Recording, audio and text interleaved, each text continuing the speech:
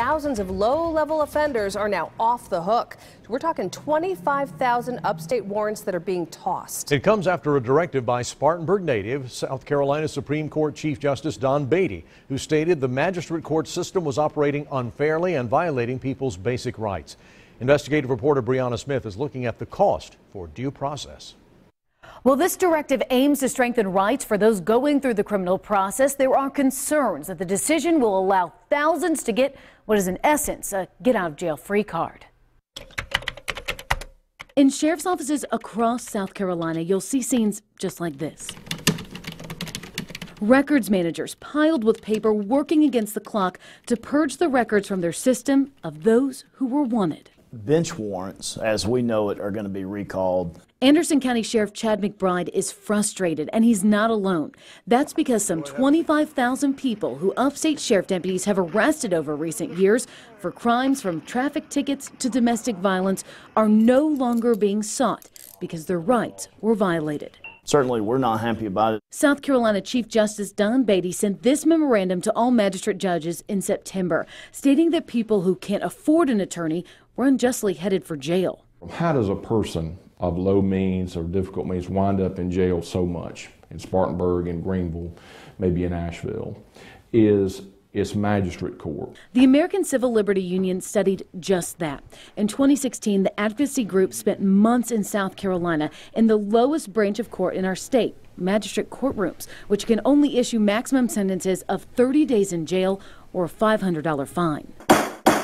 It's those sentences for defendants who can't afford an attorney that the ACLU takes issue with. It was very critical of the number of indigent or poor people that are in jail.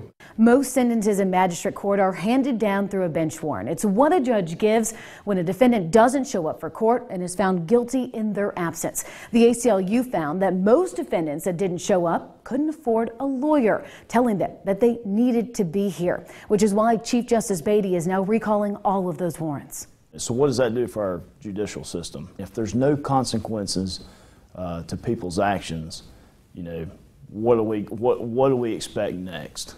A problem for the victims of those 25,000 people who had warrants for their arrest, and a problem for officers who have spent hundreds of hours building cases on these low-level charges. Do we agree that there probably could be maybe a better system in place? Sure, you know, there's probably a way we can meet in the middle on this. I don't think this is the right solution. In fact, the decision has already led to changes being implemented. One of the first things that you're going to see is there's going to be a reluctance from our magistrate judges, summary court judges, municipal court judges to issue bench warrants against people that don't come to court or that are not represented. Defense lawyers say this directive is issuing basic rights back to those who couldn't previously pay for them to be protected. And I think that you will see all of South Carolina under Justice Beatty's leadership make a much better effort in all aspects of due process. While Chief Justice Beatty declined an on-camera interview, he told me that not only did he issue this directive, he also held a statewide training for all magistrate judges to better understand the law, because magistrate judges are not required to be lawyers, meaning they're getting a crash course in defendants' and victims' rights. Brianna, thank you. Though there are 25,000 warrants that are being recalled, not every county is doing it immediately. We'll continue to follow this story as it develops.